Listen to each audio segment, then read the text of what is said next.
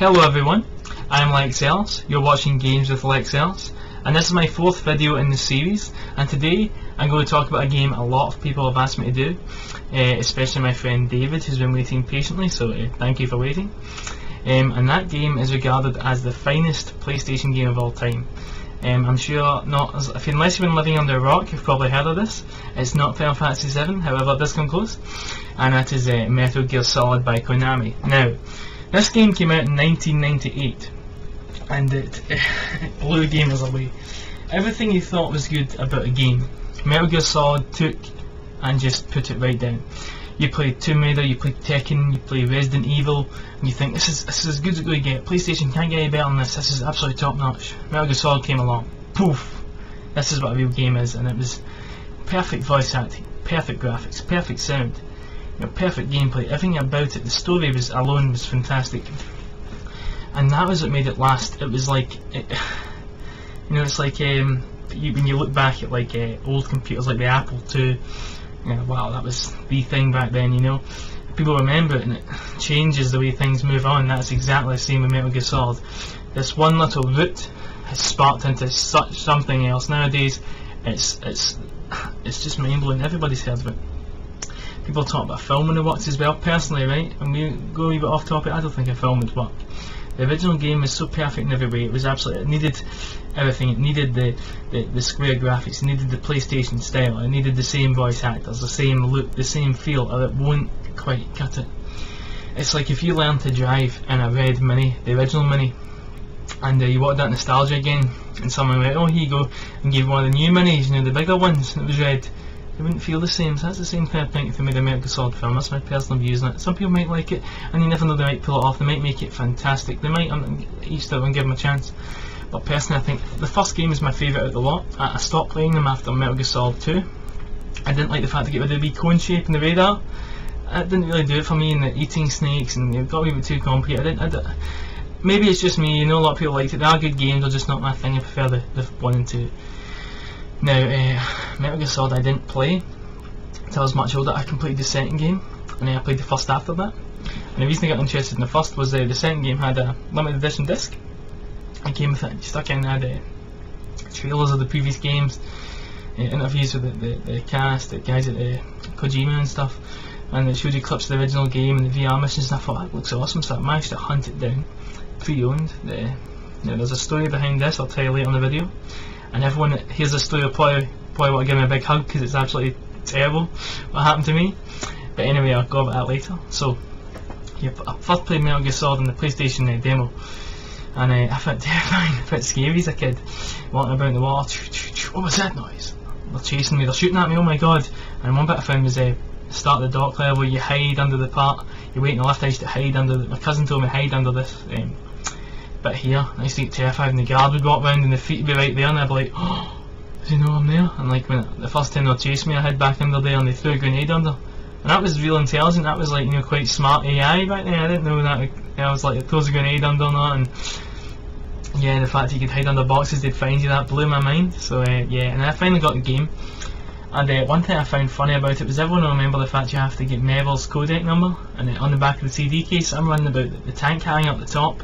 All these labs are expecting the CD to be sitting there, because it was near the same area, so I presumed. So I didn't realise it was the back of the disc. And most people would look at the back of the disc or ask a friend or go on the internet. Me, what did I do? I went all on the codec, all the way down to the lowest number, 1 for 0.00, and called all the way up. 1.1, nope. 2, no answer. 3, no answer. And I finally got to 15. And again, because Mel's got the balaclava on, I didn't know it was Mel. I thought I'd called the guards. I thought, is this an Easter egg? You can call guards. This is awesome. I thought it was a joke. No, it was Mel. But yeah, still fun. So yeah, I love the fact that the sort of banter between them, the legendary Solid Snake, that's what some people call me. He just doesn't care. But the one thing was how much it changed.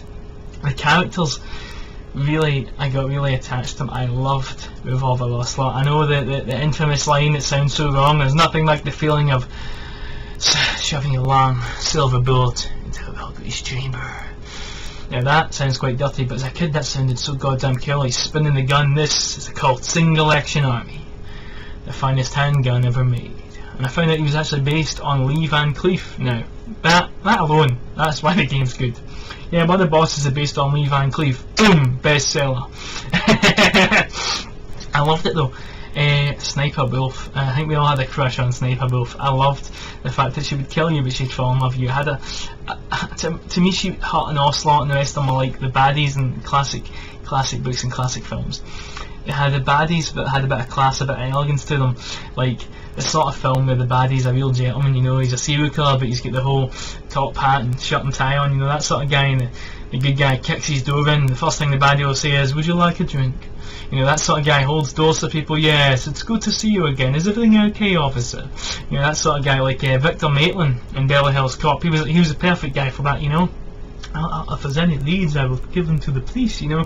It was so perfect, and that's what I got with it. The Metal Gear Solid characters, they all had their own, but especially Liquid Snake. I hate Snake, but they'll still sit and chat, you know, best pals, you know, each other. I love that, you know, they want to kill each other, but they go and have a few drinks at a bar first before they do it, just have a wee chat, you know, that sort of thing. And cause this attachment, when Metal Gear Solid ended for me, I was very, very sad actually. It was like, you have a really good book, and you get right into the book, you get right into the characters, you understand it, you're right in there, it's as if you're standing watching them, as if you're one of them, you know, one of their pals, you know. Like, you know, like when you're reading Stand By Me or something, that's what this is like. And when you finish the book, you're like, you know, what am I going to do? It's gone, you know, that adventure's over, it's just, like someone's died almost, you know, what do I do now? That's what I was like when I finished Metal Gear Solid. I thought, okay, wow, that was amazing, I finished it, what do I do now? Nothing appealed to me, nothing could appeal. I was not depressed, but I was kind of bored, I mean, a bit sad. I was like, no, what am I going to do? That was it. Everything to me, I thought, this is fantastic, nothing could beat that. I mean, you play something that nothing can beat, and then it's finished. Really? How are you going to replace that? I mean, that's like driving a Ferrari, you know? Like, now you can get these things you pay, and you can drive it for the weekends, you can go back, drive it for a bit, pay some money. Then you go back to driving your Punto. Really? That's the feeling, you know? That's what it was. Metal Gear Solid was like nothing I'd ever played. I love the fact that Snake, the characters were so well thought out. They were so well thought out, and I loved the fact that I had a secret past. Now, nobody had really heard of the MSX versions. Now, I played Metal Gear for the NES. I didn't know. Now, this time I was like, this is terrible. I hate this game. How could this be any way related to the game, the masterpiece that I played on the PlayStation? But I found out it wasn't. Kojima was not involved with the NES series. He's involved with the MSX. Now, I'll tell you about the MSX. I looked at footage for it on YouTube. I've not played them yet. I need to get an emulator or something to try them. I really want to. And when I first watched some of the footage, the music alone gave it away. That's what I loved. Half the fancy orchestrated tracks in the Metal Gear Solid for the PlayStation were originally made on the MSX, like the VR training theme and all. And I kind of missed it was the one. I always loved the sort of 8-bit of it, like when you die in Metal Gear Solid, it's dun dun dun dun dun dun dun dun. It's dead epic, but I still love the 8-bit.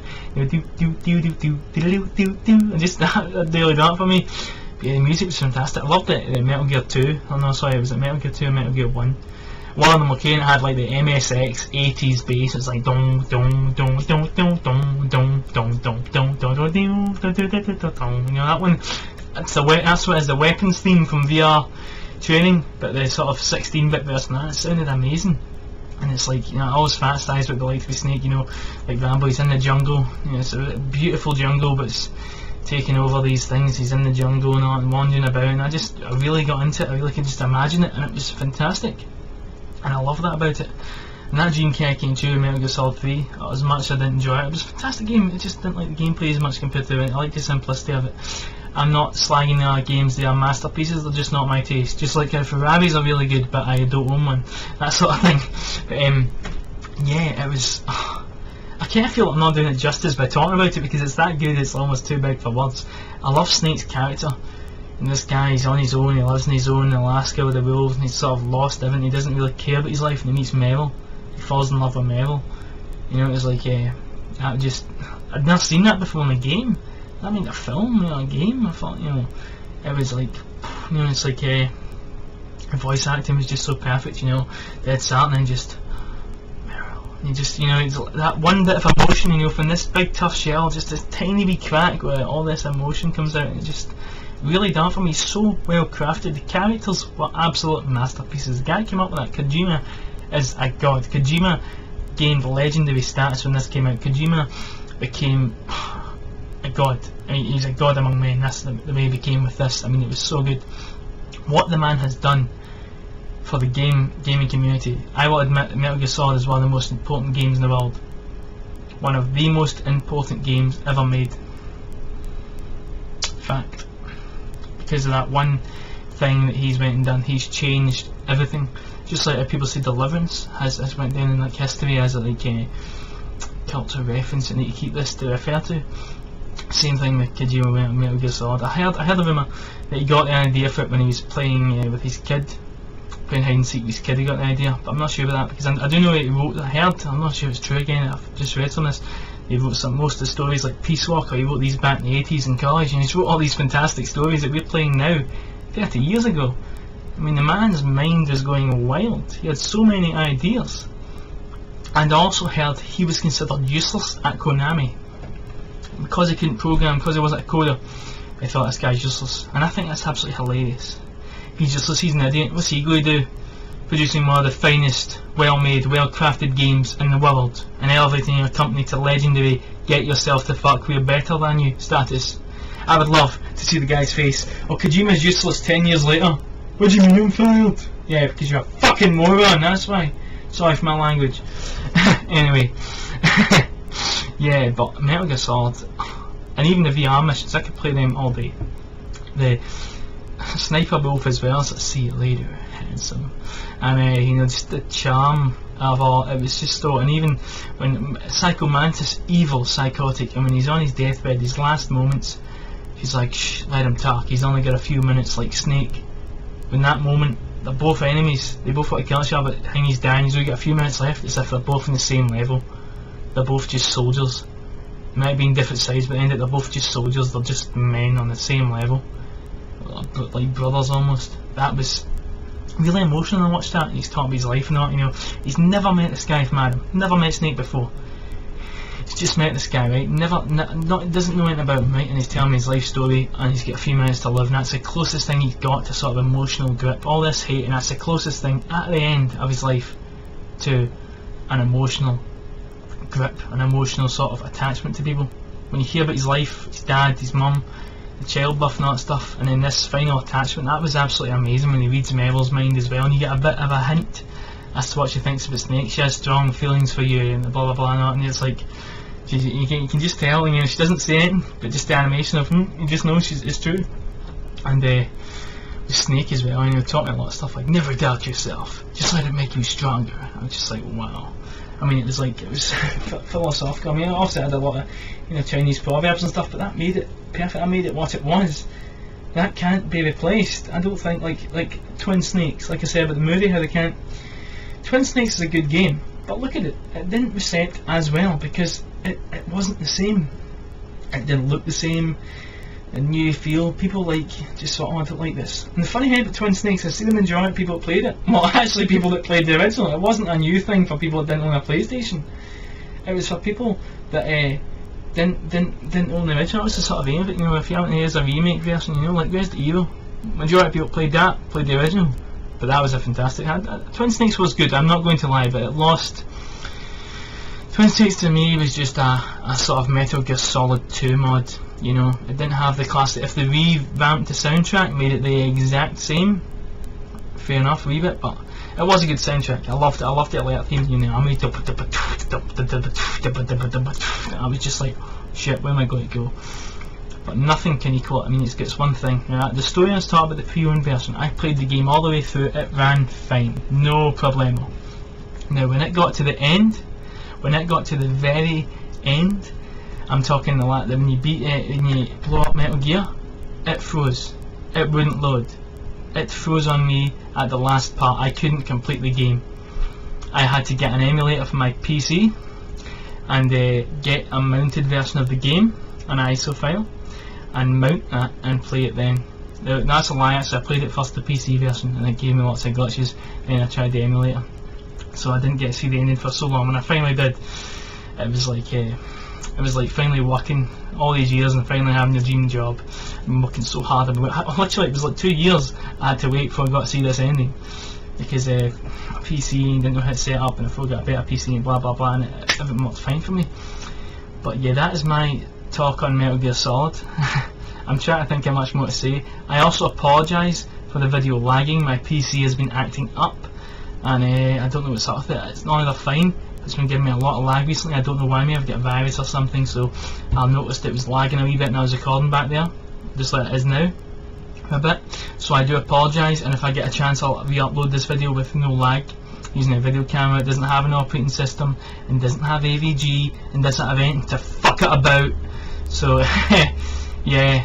So yeah, I really hope you've enjoyed this video, and David, your wait has been worth it.